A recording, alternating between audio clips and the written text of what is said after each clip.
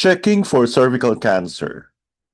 A cervical or pap smear is a test to check whether or not the cells of the cervix are healthy.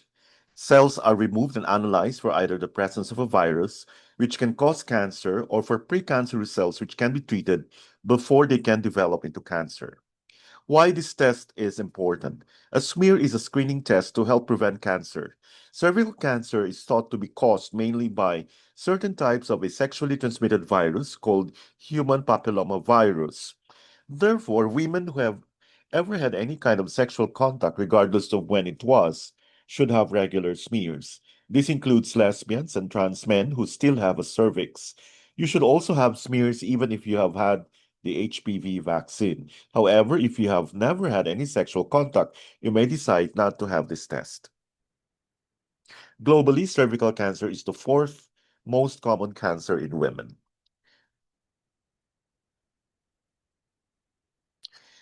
A smear, also sometimes called a cervical screening test, requires cells to be taken from the cervix.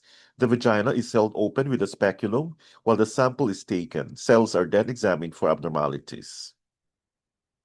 Certain strains of HPV are thought to be the cause of nearly all cases of cervical cancer. Screening for the virus is becoming an important way to determine the initial risk of someone developing cervical cancer. If a cancer-causing strain of HPV is found in the smear test, the individual cells are examined under a microscope for abnormalities. This is called cytology. Initially, you will be asked some questions regarding your periods and sexual history, and you should be offered a chaperone. The test is very similar to having an internal pelvic examination. The cervix is seen using a speculum, which may be lubricated with a small amount of gel. Cells from the cervix are removed, usually with a small brush. The cells are sent to the lab in a small pot containing a special liquid. Having the test may be slightly uncomfortable, although it should not be painful. It will also help if you can relax.